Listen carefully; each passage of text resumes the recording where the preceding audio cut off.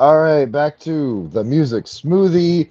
We're doing a new music episode. This is our first one since last year, since the great copyright strike of 2025. Uh, and to that point, I still have yet to edit and remove the music for any of the new music episodes, and I'm gonna get on that, and we're gonna get them back up here. But this is episode 22, Billy.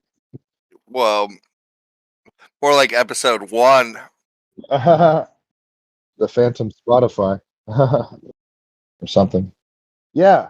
So we're talking about new music, and just to refresh everyone on the rules of the new music episodes, anything new is fair game. There's no listen limit. If it's new, we're going to talk about it. But of course, now with the added level of we can't actually play the music unless it's something we own. So that's why I'm going to play one of my songs because we can leave that in. It's really not for any other reason because if you like it, you'll find it and listen to it anyway. But like, I just want to have some actual music in here. I hope you copyright strike yourself. Yeah, I should. It's funny because on some of the episodes on where they're on YouTube, it's finally going like for my music, it's saying uh, oh, this belongs to the artist Voyage Grain or Radioactive Salesman or whichever it is. And but it's okay for now because they are allowing people to use their music on YouTube. And I was like, yeah, I know because it's me. But of course, yeah, like if anything happens with that, I can just show them the distribution receipts and it'll be fine anyway. But it's funny that I just don't have to do that yet anyway. That's interesting from the other end of it. Yeah. Yeah, so it happens. So anyway, let's get into it. Play something that we both heard together at the same time. We saw Yay! Thesaurus Rex last night, and at one point they said, "Oh, this track is gonna release tonight at midnight," and it's the one with the sheep. Yeah, this is Weekdays by Thesaurus Rex. All right, that was Weekdays, brand new single by Thesaurus Rex. Billy and I heard it in Baltimore last night. And of course, Thesaurus Rex opened for the Toxhards, and they were both incredible. Like, oh man, had a great time. Great show. Hell yeah. Yeah, they were both so fucking good.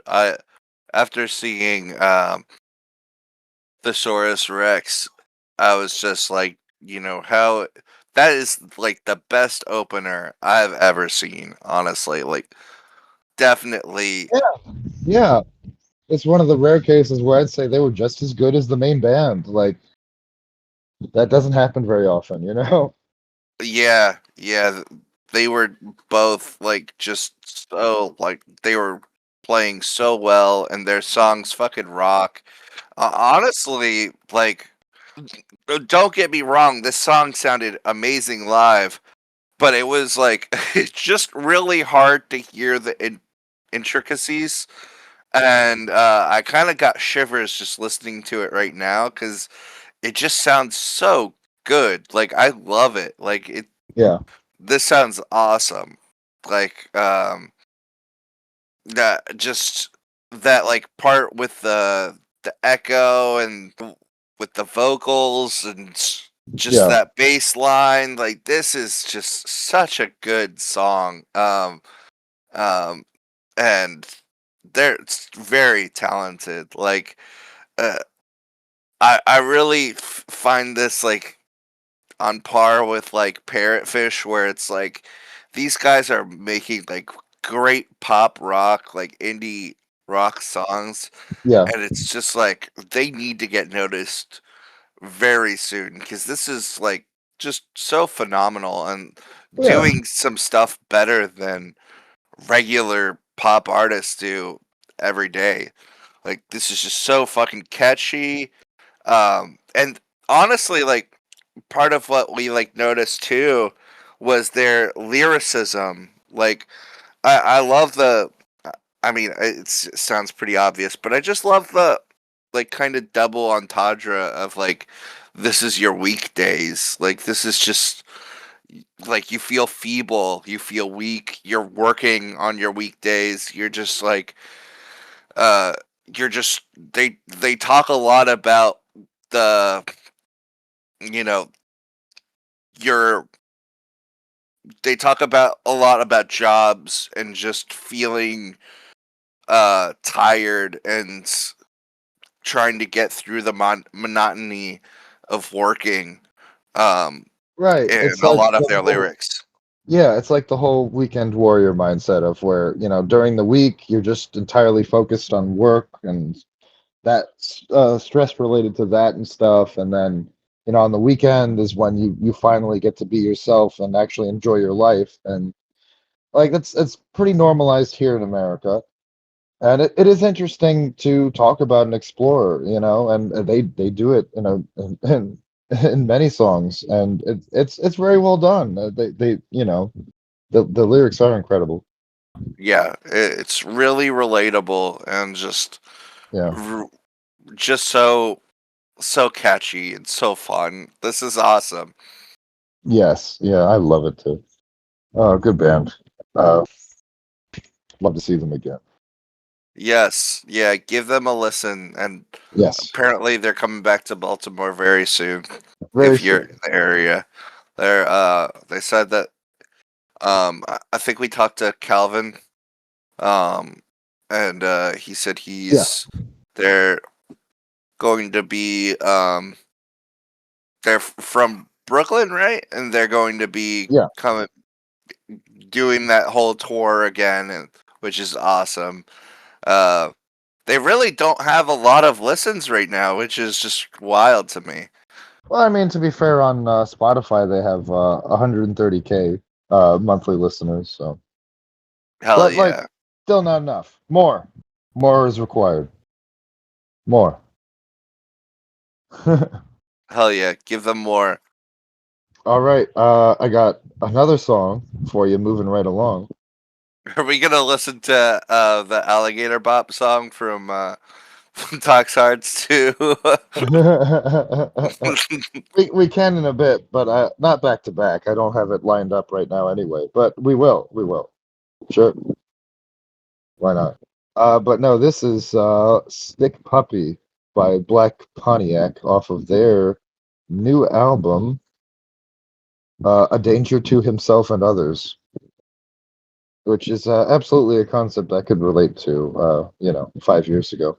Yeah. Yeah, Well, I mean, I shouldn't joke about that because it was, it was pretty rough. But anyway, here's the song Sick Puppy by Black Pontiac. All right. That was Black Pontiac's new song that's blowing up right now, "Sick Puppy," and it's off their new album that just came out on Monday, "A Danger to Himself and Others." And what did you think of that one, Billy? yeah, that one was also really good. It has a similar vibe for sure. Um, where I really I think like these songs do a really good job of focusing, and we've talked about this before, where like sometimes it feels like the vocals are just the main focus, and sometimes it feels like the instrumentation in the background is the main focus. And this is definitely like you know they both songs put a heavy emphasis on having like the vocals throughout the song, but like in both songs, these like everything is just firing on all cylinders. Like you can hear everything, and the production is crisp. Like everything is just nailing it and coming together perfectly. Like, yeah. And I feel like his vocals are interesting and different enough. Like I actually like his kind of whininess, but it's like really it's not just like whiny. There's a little bit of like a like his voice has like like a I guess Grittiness. like a gritty. I think Yeah, grittiness is perfect. Like yeah, it has a whininess in the front and then like a grittiness in the back end, and yeah, it's really interesting. yeah. Well, it's like apparently the Boise Beat said about them last year, and this is just in their bio. You know, like what makes Black Pontiac stand out isn't just their infectious sound; it's the palpable grit behind it. So yeah, I guess that's what you're saying, pretty much. Yeah, yeah, I definitely think there's something behind that for sure. And that's not even talking about like just the guitar just thrumming along like they keep up the pace so well. This really is infectious, like they said. Like it's really great. Yeah, yeah, totally. Yeah, this was my first time listening to it all the way through, and yeah, I enjoyed it. I had a good time. It's a nice bouncy like indie rock style track, and it definitely has other influences. Like I felt like it even had a few like ska influences, even in well, especially and mostly in the vocal delivery at points. Yeah, for sure. So yeah, fun stuff. Are you ready for the next song? This is a band you're familiar with. And it's one of the ones where you would say, well, why aren't you playing the major artist? Okay, here's a major artist. You're familiar. You know. I And it's not mean, Katy Perry this time. you know, just when I only say that because when we say new music, I Yeah. do assume people want to listen to us listen to Taylor Swift and see what we have to say about it, and Yeah, like we do all that. Yeah. But I'll let people know that I still hate Taylor Swift, so let's listen to Taylor Swift. well, she doesn't have a new song out as far as I know. But Katy Perry does. But honestly, maybe I shouldn't say this, but I listened to it and I found it so boring. I was like, I'm not playing this. I'm just not. We're gonna listen to it. We Well, better okay, listen then to that Katy can be your Perry. pick. Then you're responsible. I wasn't even gonna have any picks, but yeah, I stand by on the new music. I want to listen to garbage and good stuff. Yeah. Well, okay. We've At least listened to a lot of good stuff. Let's listen to some garbage eventually. that's fair. I mean, I'll pull it up and we'll call it your pick. Yeah. All right, this is not your pick. This is my pick. This is Hush by Muse and Ellie Goulding. Oh, nice. I think I listened to this for. I put it on at one point for C and I. Okay. I don't remember liking it, but we'll see. Yeah, yeah, yeah. We'll see. I listened to a little bit of it, and well, let's listen because let's fully listen to the song before I give an opinion. All right. So the that was Hush by Muse and Ellie Goulding uh off of Muse's new album The Wow Signal that just dropped today.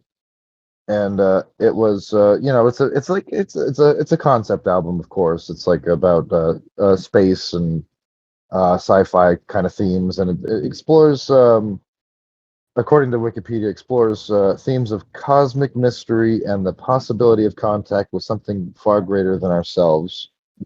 And of course, the title is derived from the 1997 or 1977 radio signal that was reported to have suggested the existence of intelligent extraterrestrial life. But of course, that was never proven.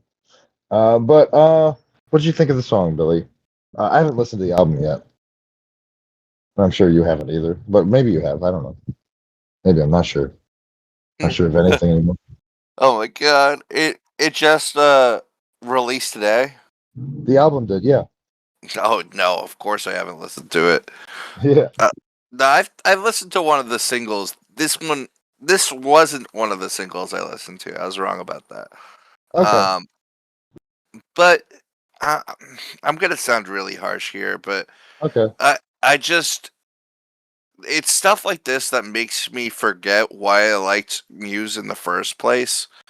Um, but like I will say, like, coming back to some of the other songs and just like listening to them and like just being in wonder of just how like some of those harmonies and some of those like moments like with the vocals, like they're just like moments I really want to come back to. And I think this has one of those moments for me, like at the very end when they're like harmonizing together. I was like, oh yeah, that sounds like Muse, that sounds great. But it's just like uh, all of this other stuff that's happening in the song just feels like a little like I don't know. It doesn't Yeah, do it I for get. me. I understand what you're getting at, and honestly, that's a problem that I've had with Muse for a long time. In that, okay, so the main thing I've seen about this song is that people are complimenting how well, Matt Bellamy's vocals, harmonize with Ellie Goulding's. And yeah, that's true, but like the rest of the song is so like milk toast and generic pop that it kind of puts me off as a whole, you know? And I guess that's what you're saying pretty much. Yeah, I like the harmonies are what reminds me of Muse. Like that was where I was like, oh, I do like it. But yeah, it's just the rest of the song is just. I think milk toast is a perfect word for it. It's just uh, uh, like I'm not gonna listen to a whole song just to get to like 10 seconds of like you know orgasmic uh harmony. Right, and it's like I do try to encourage people to take chances and be more, daring in their music, even if, they happen to be one of the biggest rock bands on the planet. You can still take risks. I mean, Yeah, I totally agree, and it's so much of the time where artists do take risks, like those risks become cult classics for a reason. Those risks are some of like the most highly regarded, like pieces of art. Like sure. my favorite Weezer album, huge fucking risk was panned. Like people did not like. Pinkerton. Pinkerton. Pinkerton. Yeah, Pinkerton's great album. incredible, and Fantastic. amazing. Yeah. Was not like for some reason was really panned so Yeah. much, even though it's like just so honest. Right, and I feel like that had the unintended consequence of Rivers Cuomo not making anything personal for many years after that, especially because an asshole critic who I will not name because he doesn't deserve to be named. He's a piece of shit. Like attacked the personal choices that Rivers reflected in his lyrics. Which were incredibly personal, and then but yeah, he put himself out there. Maybe you could say, well, if you put yourself out there like that, you deserve to be criticized on some level. But it's like yeah, but you don't have to attack the man personally. You could, talk about the song in a way and frame it in a way. But clearly this person completely misunderstood the album anyway, and their argument is entirely invalid because there are some people that are just overpaid assholes who call themselves journalists when all they do is shit on people who are actually trying to do something and make something that's going to last forever because they have no talent of their own and they're resentful of that. But yeah, I definitely agree with the sentiment of like a lot of these cult classics were extremely personal and got panned. Like "Death of a Ladies' Man" is another example by Leonard Cohen. He Yeah, he, yeah. ma- I really love that album, and it wasn't well received when it first came out because it was like a departure from his other work, and was very personal about like how he's perceived as a ladies' man. He really is not, Yeah. and it. I really think like to really go full circle here. I don't think this takes risks. Sure, like Muse has taken risks, but I don't know if they're taking the right risks. I mean, who am I to say what's Yeah, right and what's wrong? But right, this just doesn't feel personal, and that's the thing. right. And like, okay, to your point though about them taking risks that felt deserved and earned, like, okay, so The Resistance in 2009, I really liked that album. It took a lot of risks. It leaned more heavy into like prog elements. There were tons of pianos in that one, of course, played by Bellamy, who is an incredible pianist. Yeah, this doesn't have that level of defiance or a message. It's just like, oh, wouldn't it just honestly, maybe this is again, maybe, like hypercritical or disingenuous, but it just feels like, my God, it feels like, they just went like, oh, it'd be kind of cool, a sci-fi album about the wow signal. Like honestly, like that's the most hack kind of thing. Like, okay, I guess I gotta back that up now. Okay, fine. I know what we gotta play next. That's all right. We're being really critical to I this. know. That's I why feel I'm saying bad, but I know, but that's why I'm saying I gotta put my money where my mouth is, and that's fine. I'll do it. Did you have but anything else to say about it? Yeah. yeah, I just think like it's really it. Why I'm criticizing that aspect of it so much is because like they are taking the risk of going outside their the original like what they were known for. However, like they're going outside of it by becoming more poppy. Like you said it yourself. This just feels much more poppy with some of those elements and like um just some of those like riffs and like Yeah. I mean I like poppy. We just listened to some of the most amazing poppy stuff that's not really pop because that's not popular but still poppy. But Yeah. like this just doesn't it just And doesn't mesh right. I've definitely got some of those tracks upcoming, so don't worry about that. But yeah, in this case, I just feel like, yeah, I mentioned The Resistance being a good album. I enjoyed it. But like then, what happened next was The Second Law and Madness, and it's like, oh, we got to experiment with dubstep, and it's like that, alienated, a lot of the fans, I think, at that time especially, but definitely me, because yeah, like you were, implying earlier, we were both like hardcore Muse heads before that, pretty Yeah. much.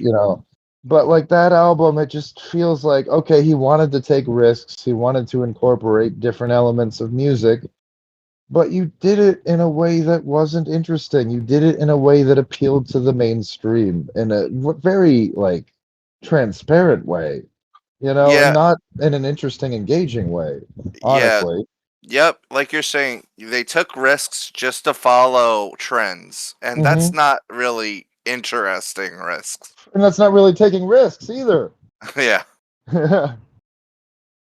So anyway, while I'm no longer on my soapbox, I'm gonna try to back that up by playing. I guess now I've got to put this on the chopping block. This is a song from my upcoming sci-fi space themed concept album. Yeah, we're going there. This is from Voyage Grain's album Voyage Cosmic, upcoming, releasing October 1st. So this is actually broken into two movements, and it's instrumental. So you don't compare the two. Don't. It's different. It is different. I know that I set it up to be compared, but don't compare them. And Okay. also, I shouldn't be compared against Muse anyway. They're one of the biggest bands on the planet, and they have actual producers, not just me sitting in my home studio. So it wouldn't be fair for a number of reasons. But this is Lost in the Woods slash The Inevitable Abduction from the upcoming Voyage Grain album, Voyage Cosmic. So let's give that a listen before I, come to my senses and change my mind.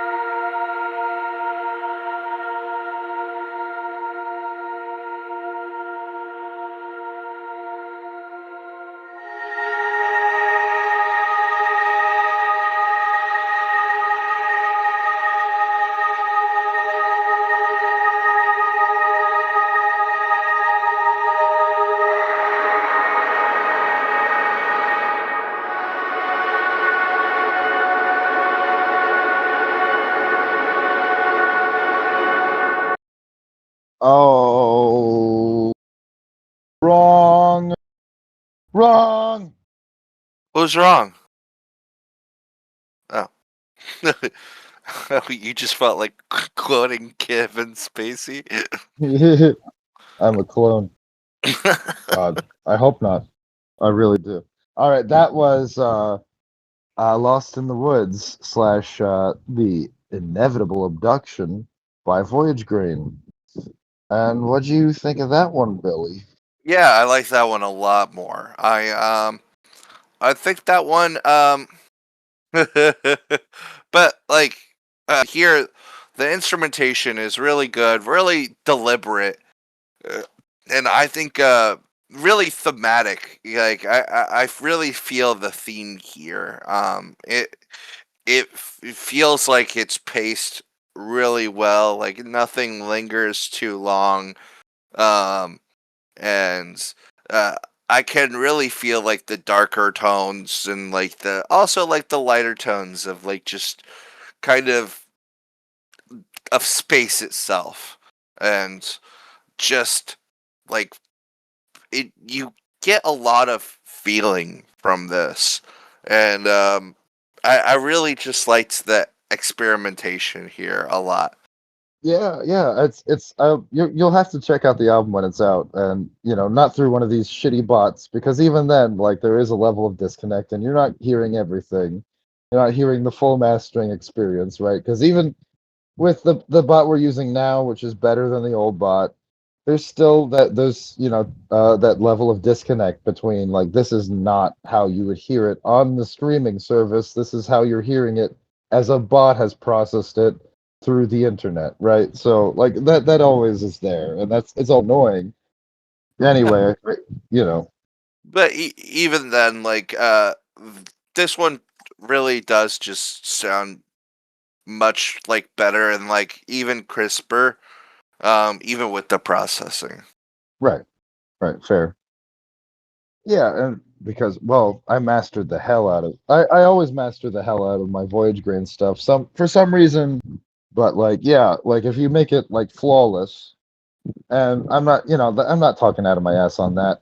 It is my distributor, and I've mentioned this before, but not with you. It was with I believe it was with Sasha. Yeah, on the interview yesterday. So yeah, not with you. And a different medium. So, like, I think it's fair game to bring up again. My distributor gave me a refund on loudness optimization. They don't do that very often on Voyage Beyond, the last Voyage Grain album. So yeah, basically they were like, "This is mastered and mixed so well, we can't actually fucking do anything. So here's a refund." Oh, that's awesome. Yeah. Very cool. I think this is definitely I could definitely see that happening. Like, this is really mixed well. So let's move on to other artists again. Let's listen to Alep's favorite artist. Are you ready for that? It's not. I'm memeing. I'm memeing. Oh, He, okay. he did pretty well. Phoebe Phoe- Bridgers. Phoebe Bridgers, The Lost Boys. When you Oh, just said Lost Boys. not, Yeah. I was like, it's gotta be Phoebe. Don't worry, I'm gonna remix and remaster that episode at some point too. Pretty soon, because it's an iconic one that it's one of our fan favorite episodes. So yeah, I gotta fix that one. I'm talking about That Funny Smoothie is what I called it, and I'm gonna have to tweak the title a little bit to re-release it, but it's gonna have the same vibe, of course. So this is Lost Boys by Phoebe Bridgers. All right, that was Lost Boys by Phoebe Bridgers, new single from her, and yeah, like most of her stuff, I feel like is more like folk influence. This feels more like uh pop country. What do you feel about this song, Billy?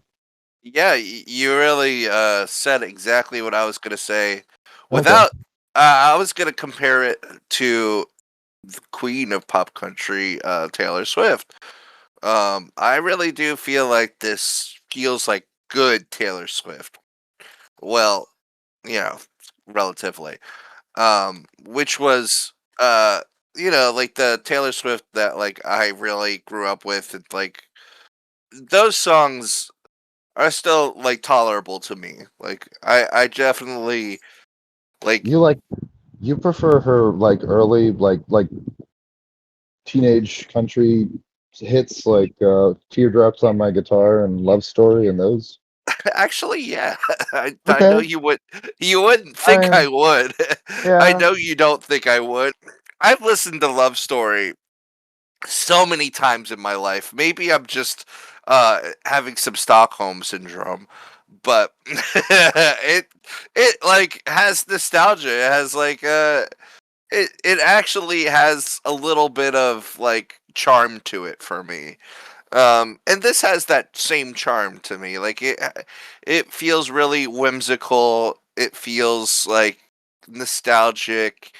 It feels like it has some meaning and um some sadness behind it, like her questioning her own like her own value, and it seems like this is my reading from listening to it once, but her being attracted and uh men being attracted to her who are still questioning their own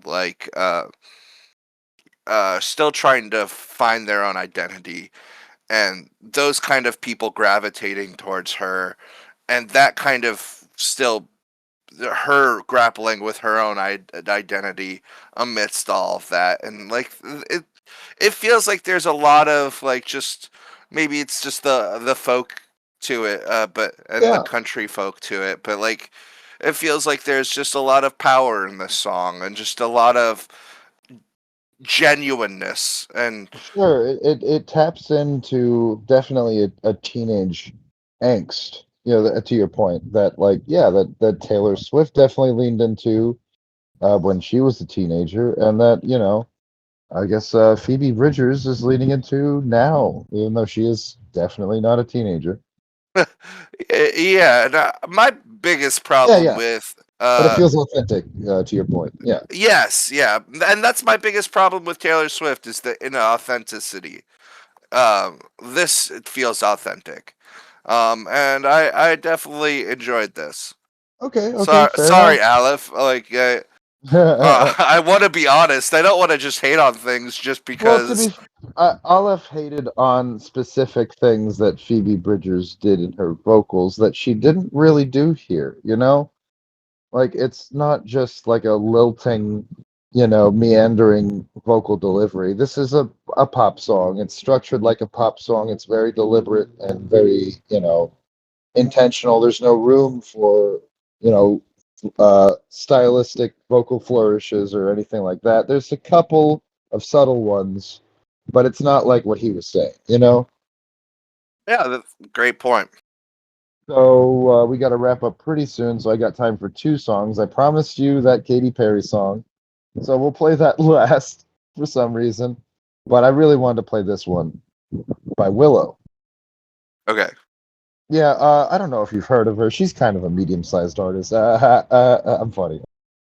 This Wait, is I don't know. I actually don't get it. Willow? Willow Smith. You might have heard Oh. of No, actually. You think her. I pay attention to mainstream? Oh, Fuck Willow. oh, wow. You were the one that was like, "Oh, we need to play more mainstream artists." Who's more mainstream than fucking Willow Smith? Come on. She has Well, some. Have you not listened to her music? She's got some bangers, dude. Come on. I I play one. actually have not. No. Listen to Symptom of Life sometime. I wouldn't play that anyway because I've played it on the podcast before.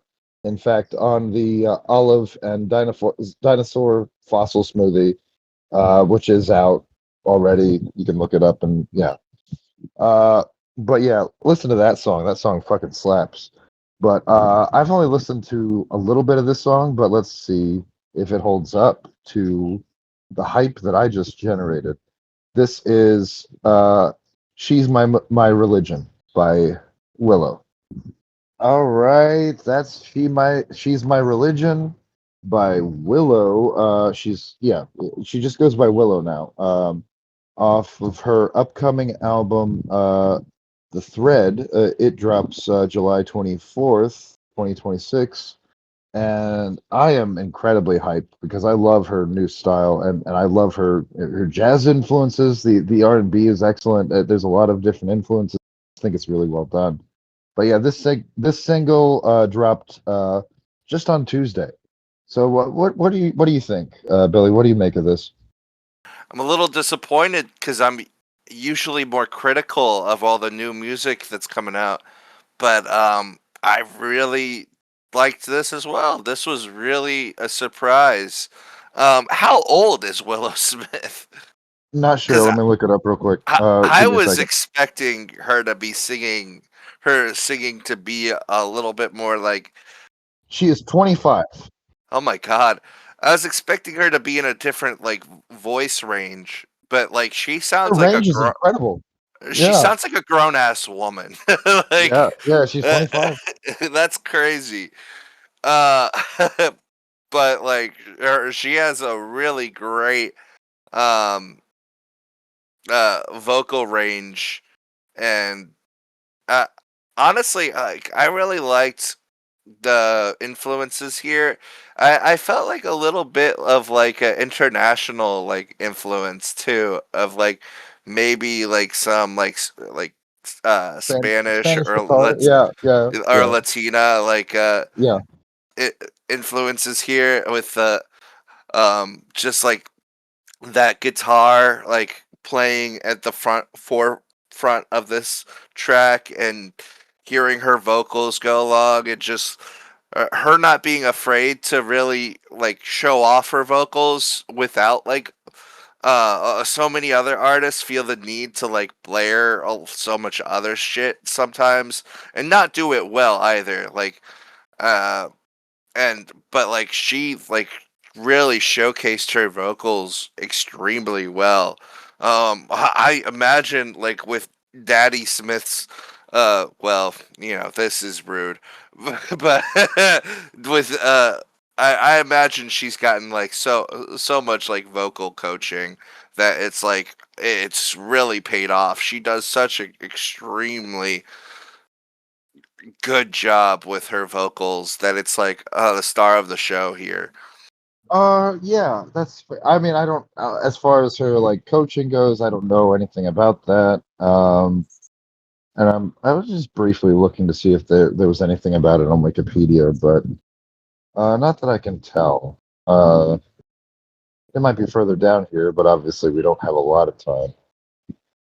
But yeah, well, anyway, to your point though, this is a huge development from like what she was doing when she was much younger, like the stuff like I whip my hair back and forth, like Oh yeah. okay, that's just gimmicky meme songs though, and like yeah, she was like fucking 10 when that song. Oh yeah, yeah, she was 10 years old, so like that's totally fair. It's like the criticisms of Rebecca Black and Friday. It's like, yeah, she was a fucking child and she was pressured into that whole thing, you know. But like, Rebecca Black again is amazing now. Now that she has found her voice as an artist and is exploring different things. And I say the same thing about Willow. She's an incredible artist now, and that's Yeah. great. Yeah, Yeah, it's like they they have the uh predilection. They have the like they won't you can tell as kids that they want to go towards music, and their parents probably push them towards that, like trying to encourage, or maybe trying to be the star themselves in Rebecca Black's scenario, yeah, living off of them. But like when they come back to it later on in their life, it's just like, this was what it was always about for them. Like they're still pretty invested in music, and like the talent is fully out on display. yeah, And I just love how consistent this song is as well. Like she really keeps her vocals like in like this breathy kind of like exasperated mannerism of just like Yeah, it's yeah, consistent with the tone of like she's caught off guard by this other woman and she's completely infatuated. Like it's yeah, awesome. yeah. And like to your point, like that's not easy to do. That level of control, that vocal control of, yeah, and that restraint too. Like it is. It's just it's incredible. The artistry is incredible. The musicianship is incredible. Yeah, like just all around. I had a good time. Yeah, I did too. Like I said, I usually like to be more critical, That's okay. especially because like we're listening to pop shit and it's like, oh wow, it's fun to like talk shit about it. But Yeah, I'm but we did surprised. plenty of that. Yeah, And well, we're gonna we've do it done it in again. the we've done it in the past too. We've talked shit about like everyone. But I'm surprised you brought Phoebe Bridgers and Willow Smith, and I thought I was gonna hate one of them, but I did not. See, I got you. All right, this is last song of the night. Unfortunately, got to wrap up. We'll do another one of these soon, event probably. We No, got to get this is the last one. no, 22. this, 22. We got to do 23 so we can make fucking Jim Carrey jokes. Come on. Oh yeah, I forgot about that movie. This is Katy Perry, right? Yep. This is her new single, "Watch It Burn." Well, I will say, like, I similar to Taylor Swift, there is like some old Katy Perry that like are Yeah. bangers to me. So Oh yeah. "Thinking of You" is an incredible song, and that's not a hot take. You know. yeah, I Kissed a Girl is fun, dumb fun. Yeah. Yeah. Dumb fun. Pissed off conservatives. Why not? All right. And "Hot and Cold" is a little problematic, but it's a catchy song though. But say what you will, but it's a Yeah, catchy song. Anyway, yeah, this is not from her first album. This is her new single. Okay, well that's interesting. It's not as bad as I thought it was just from listening to the first verse last night. So it is. I am glad that we actually listened to the whole song. So before my thoughts, what did you think, Willie? I will Before say, beyond that, go ahead. let me put in a disclosure. It's disclosure day. Never listen to Katy Perry after listening to Willow Smith. It is a great Yeah. disservice to Katy Perry because listening to her vocals after you listen to someone's phenomenal vocals, it Yeah. really makes you critique it just a little bit more. I Yeah. like, and I'm not even like, I'm not a music critic. I'm just a guy, Yeah. but like. I just could hear the auto tune a lot more. I could hear like all of Willow Smith's like ability was on the floor, like just pure raw vocal power, just her alone. This is like so much like there's so much heavy lifting with auto tune. You can even like hear just with some of like in the chorus just her vocals just feel strained. Like they just it she's trying, but it's just I'm again I'm just being too critical because we just listened to someone do it like so well. It's not even the same Yeah. kind of song, but like her Yeah. vocals are just so. And this is just one of those songs I was talking about where vocals are a heavy part of the song. Right. Right. Like the instruments aren't that important here, and it's just like the melody is good. Like it's the melody is classic Katy Perry, and I do enjoy it. But Yeah. you know, Yeah. To your point, I thought the most interesting aspect of this song were the vocal runs during the chorus. But even then, like you said, they're very produced. They feel a little strained, and so it doesn't totally land for me. yeah, no, yeah, you can definitely hear the strain. It's interesting. Maybe you can only hear it because we just again we listen to someone do it so much better. But I'm surprised how strained it sounds. Well, Um, like even the best singers run the risk of that for a number of reasons. Like that's why bad takes happen. Like you can either be a little too dehydrated, or like I said yesterday when I was trying to record, a song on my laptop. And I realized, like, after recording, I listened to it. I was like, why does this sound strained as fuck? And I realized it was because I had a lot of mucus in my throat from fucking allergies. And I was like, fuck, I should have taken a Claritin earlier. It's like little stuff like that really affects your vocal performance. And you have to be aware of that as a professional singer, you know? And you have to take all of that into account before you sing, or people will think you're bad, or think you can't hit those notes, or think you have to strain to hit them. yeah, that makes So, sense. like it's a whole thing. And like even this is Katy Perry. She can absolutely sing her ass off. And it just sounds so phony here. And Yeah, like that's yeah, I don't yeah, I don't think that's entirely unfair. yeah. It's definitely weird because like I feel like we've heard some banger Katy Perry's, and again the melody's there, but this just it feels a little off. Yeah, it's a little uncanny.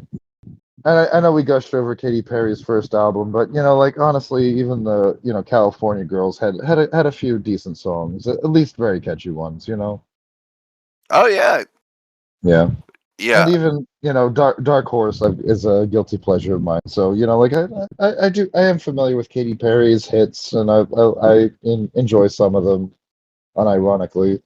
yeah. You're So lying like to yourself if you don't think you yeah, enjoy a couple. Like yeah, I fair. mean, they're great like background melodies too. So yeah, we've definitely said a lot of heavy shit on this episode. I know. Yeah, So fair yeah, enough. do you have any other thoughts, Billy? Nah, Okay, music is good. all right. Well, that was "Watch It Burn" by Katy Perry, and we roasted it a little bit, but Katy Perry, she's one of those artists that I still, kind of hope that she, gets back on track with. Honestly, sometimes in some cases, it feels like putting out an album for the sake of a contractual thing, or for the sake of putting out something new to stay relevant. But like going back to what inspired her and tapping into that again, because I know that can be difficult as an artist. So if you can, please try to. Don't listen to the producers. They don't always know what they're talking about. Is she All one right. of those artists who got burned by like the studio and like is trying to do her own thing now? I'm not sure. It wouldn't surprise me. Like that's such a common story in music, but like she just based on context, I would assume that like she had to have. Yeah, yep, yep. She signed with a Christian label for her first album, where she went by her birth name, uh, Katie Hudson, which of course she had to change because of Kate Hudson. So she went by Katy Perry. But then she, yeah, like transitioned to secular music when she was around 17 and started working with a producer. And so, yeah, like that's the story usually that you get signed to some big label, um, which was, of course, in her case, Java Records, which was at the time affiliated with the Island Def Jam Music Group, is owned by Universal. So and then yeah, she bounced around a few times, but she was eventually signed at Columbia, which you might have heard of. So yeah, it's a big fuck you label. Probably gave her peanuts, and like the what Drew Gooden said. Like oh, they probably dazzled her with some advance of probably a number that seemed huge to her at the time. Yeah, 250 k or 500K or whatever. But like then they don't tell you up front that Like that's it's not really a big number if you're a big artist, you know? And she was absolutely a big artist after that album came out, you know? Yeah, they take away so much Yeah. um on the back end of it, like without even telling you. It's like the small print of the contract, and then you're left with the peanuts, and you're just struggling to survive.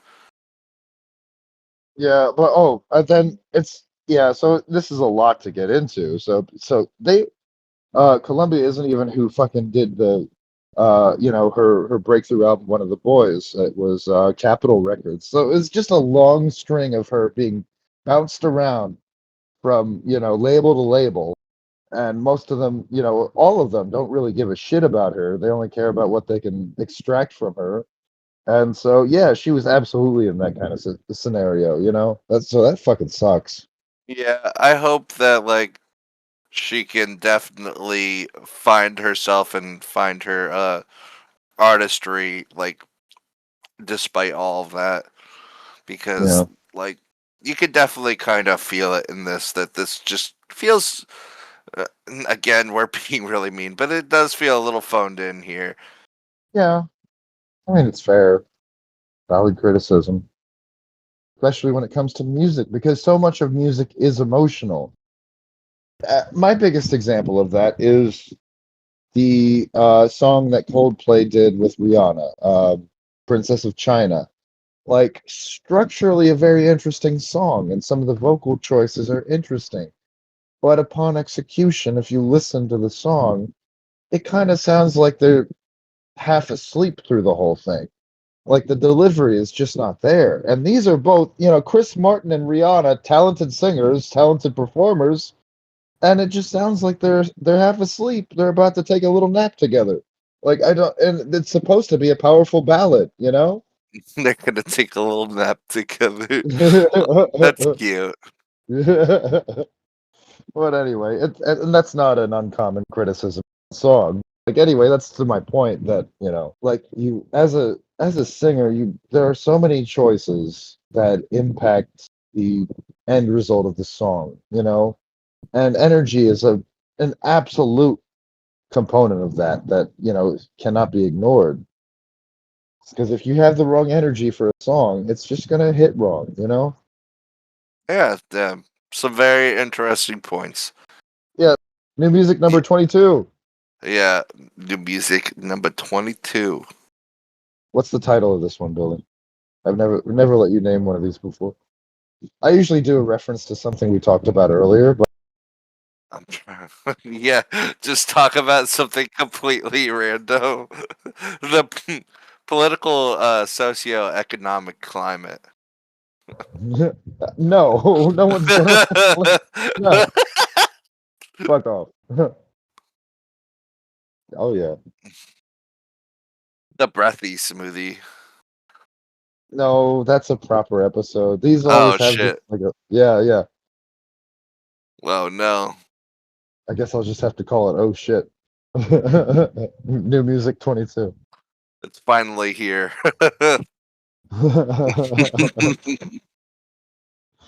or The people have spoken, and or new music is coming. or even sillier, not Jim Carrey. Yeah, it is not Jackie Chan, No, or it is Jackie Chan. Jackie? Jackie Chan? Where is he? I need him in my life. That's an old reference. I know. Well, I I was don't, saying for people who don't know. yeah, everybody knows. Obviously, Is this Jackie Chan? Is this Jackie Chan? everything is Jackie Chan.